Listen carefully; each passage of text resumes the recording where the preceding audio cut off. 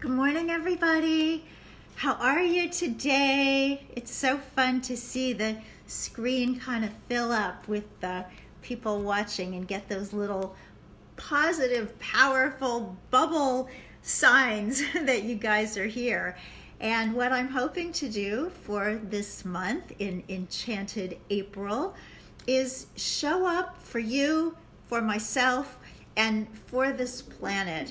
Maybe this thing that we're all going through right now really is a time that we can come together and do great good. So for those of you who are used to this, you know that every morning this month, hey Rachel, we are going to be talking about a particular quotation that comes from one of my inspirational books. And the one for today comes from Living a Charmed Life. That was the 10th anniversary sequel to Creating a Charmed Life. And the quotation is, develop a higher opinion of free time, transition time, or even, and I know this is tough, doing nothing.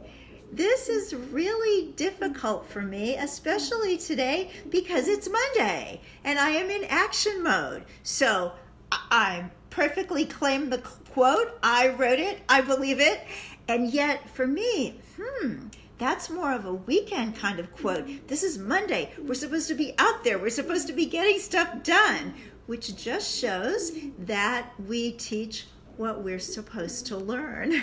So I think if I had been making the memes instead of my lovely assistant Jamie, I would have thought, ooh, don't do that one on a Monday. But everything is just right. A friend of mine used to say, you're right on time, doing fine. And we're right on time doing fine that I have to look at quiet and empty time and space that isn't accounted for on a Monday of all days. So welcome everybody, and I would love to ask as you're lining up here, it's so much fun to do these waves, although I think it makes my phone waver. Anyhow, I'd like to ask the question, how do you creatively do nothing? How are you an expert at taking that time in between time and doing something wonderful with it? So sometimes I think that the time that seems to me like nothing time is time that's actually very important to somebody else.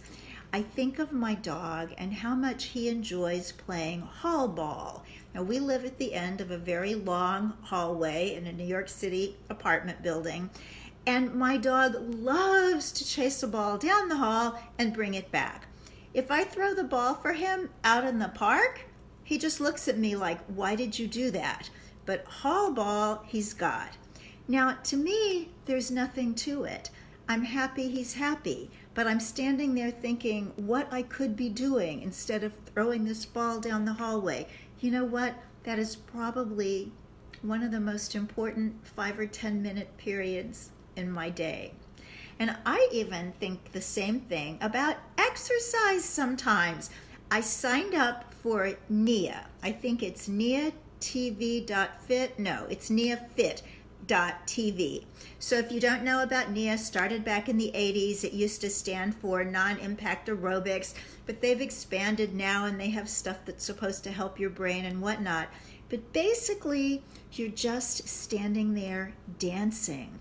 And I judge stuff like that because I'm thinking, well, at least if it were ballet or something, I would be learning steps, but I'm just moving around. And you know what I see? When something irritates me like that, when there's kind of a block that I set up myself, I know that's something that I'm supposed to move through. The great joy of pressing through discomfort and figuring out, where did that block come from? And of course, one of the ways that I seem to figure out a lot of things or have the grace that some things are revealed is through the enlightened art of doing nothing, which is meditation. So let me know your experiences with meditation. Is it something that you do? Do you do it regularly? I'm just interested. So for me, I've meditated in the morning for a very long time. Way back, oh my gosh, in my early 20s, when I was dealing with binge eating, I was working on a political campaign in Nebraska. And I was having a terrible time. When I was in the big room where everybody was making the calls together, I was a really good caller. In fact, I was so good that they thought that I could handle doing it on my own.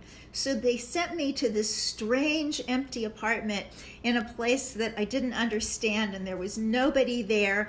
But boy, that person had a full refrigerator, which I pretty much went through. And I hated myself. Oh my gosh, who could do something like that? Well, guess what? I could do something like that.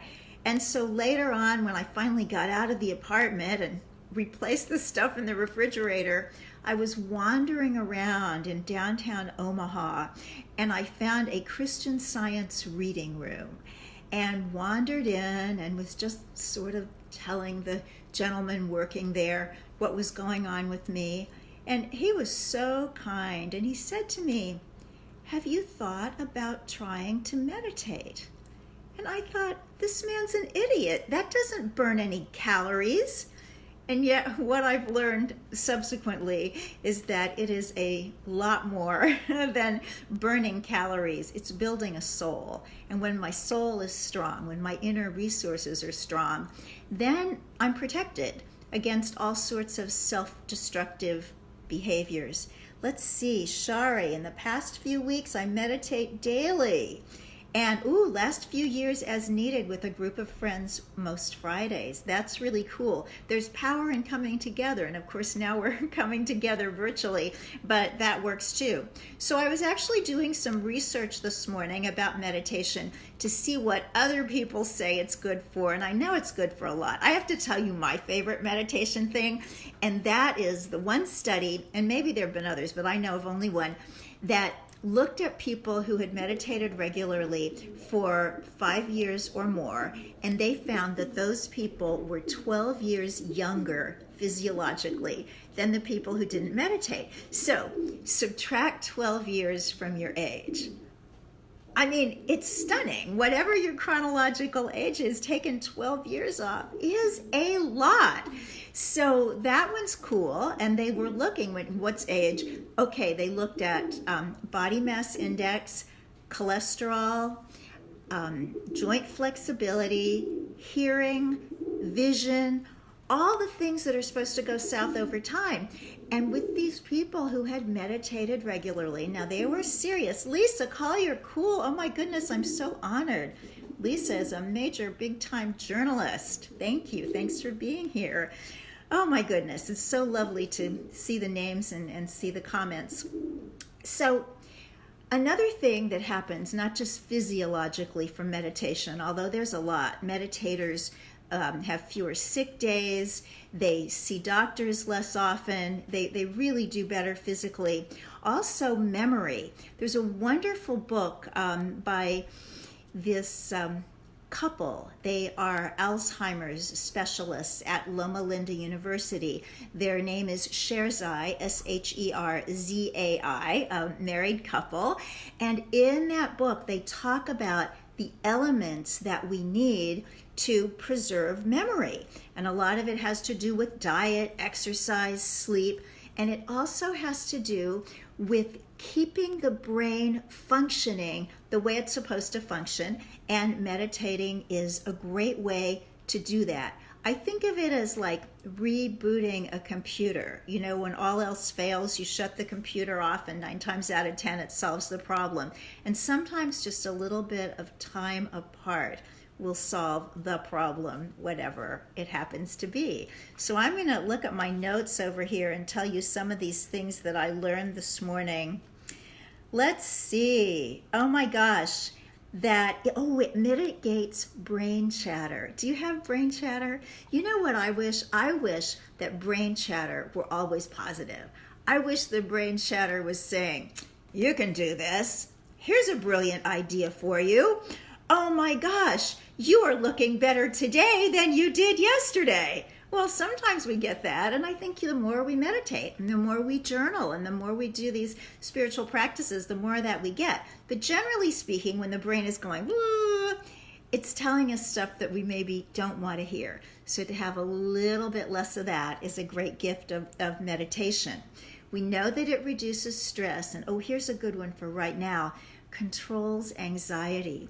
One of the articles I was reading this morning called anxiety the background noise in our lives. And I thought that was really interesting because sometimes when one is feeling anxious, I can certainly say for myself, when I am feeling anxious, it feels like reality. But to just get it, that it is background noise. And when we meditate, it quiets it down. So I'm meditating twice a day these days. I think I've probably said it on here before that I'm doing a little book-ending challenge with Ruby Warrington, who's a wonderful, wonderful author. She wrote Material Girl, Mystical World. She wrote Sober Curious. And so we're book-ending with each other with a little text message, that second meditation of the day. You know, it's one thing to wake up early and just kind of fall out of bed and realize you're awake and say, okay, I'm going to meditate. And it's another thing to stop your day at 4 o'clock or 6 o'clock or whatever and take that time apart. But what's magical about the second meditation is it gives you a kind of second wind. It gives you the evening. You get this wonderful sort of energetic uplift, but not the kind that's going to keep you from sleeping later on. So I encourage everybody to take some time apart and discover what's in there, which is a lot of power. So I'm hearing from Beth Earth, just started to learn about meditation, better late than never. Well, Beth, you do so many powerful things. I've got to tell you about Beth. She is a composer and an arranger for Broadway and Hollywood. She's really up there in the world of music. And yesterday, her neighbors in her building in New York City had asked if she could do a concert. And so given the situation now, what that meant was opening her door. They would open their doors, they would open the windows, and Beth gave a piano concert for her building. So that's pretty special. And Kendira is talking to Thunder, whom you probably hear in the background. Thunder is my pigeon. I saw a white pigeon this morning when I was out walking the dog. That's pretty cool. Oh my goodness, Sean McNamara. There is a name from the past. Hi, how you doing? Sean McNamara makes films. You saw that wonderful film some time ago about the young woman who was in an accident with a shark and became an amputee. Very, very inspirational film. What an honor to have you here. So we're talking about doing nothing, and yet there's something so powerful about understanding that every single moment we are doing something, and that is we are in the construction business. We are in the construction business to create what comes next. My choices today, my actions today, our choices today, our actions today create this evening. They create tomorrow, and they create the rest of our lives. So they're very, very powerful. Oh my goodness, here is everybody. Rachel Cook, my local church, is doing a morning and evening prayer, and I started listening in, eyes closed. That's beautiful. We are all going to become so spiritually and materially net savvy by the time we get through this thing. It's going to be really interesting to see what it does for the world. So before I sign off today, a couple of things. Aisha Akhtar, MD, MPH, double board certified neurologist and public health specialist, Commander, U.S. Public Health Service, and vegan, incidentally, has made this statement. I posted it on my Facebook page, but I want to share it with you guys too, because it's very, very powerful. She says, to prevent the next pandemic, we need to look beyond the wet markets or illegal trade in China.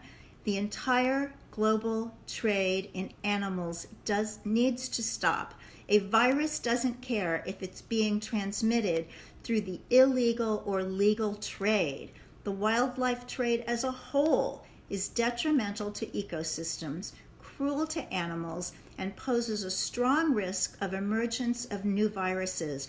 We need to take a hard look at how we relate with all animals. Well, I would say bravo, Dr. Akhtar. Dr. Aisha Akhtar has been on the Main Street Vegan podcast a couple of times. If you wanted to go to the archives and look her up, she's really stunning, and she has a couple of beautiful books out there as well. So let's see, a couple of announcements. If you subscribe to my newsletter at mainstreetvegan.net, you'll get the little immuno guide I put together. We're actually updating it this week because we keep learning things about how to keep ourselves healthy through this time and on into the future.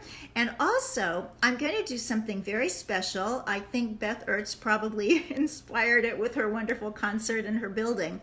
But I went on YouTube yesterday and I started to put together a playlist of the most inspiring music that I know of. So if you'd like to get in on that, please just go to mainstreetvegan.net. And when it says, do you want to be a Main Street Vegan? Say, heck yes. And then you'll be part of that. And also the homeschooling webinar with Karen Ramsey is happening tomorrow, Tuesday, April 7th, 4 p.m. Email me, victoria@mainstreetvegan.net, if you want the link, and I'll also post it on Facebook. So thank you all so much for being with us this morning. Tomorrow we hit a week, Enchanted April, week 1. What do you think we're going to talk about then? Have a beautiful day, everybody. Bye-bye.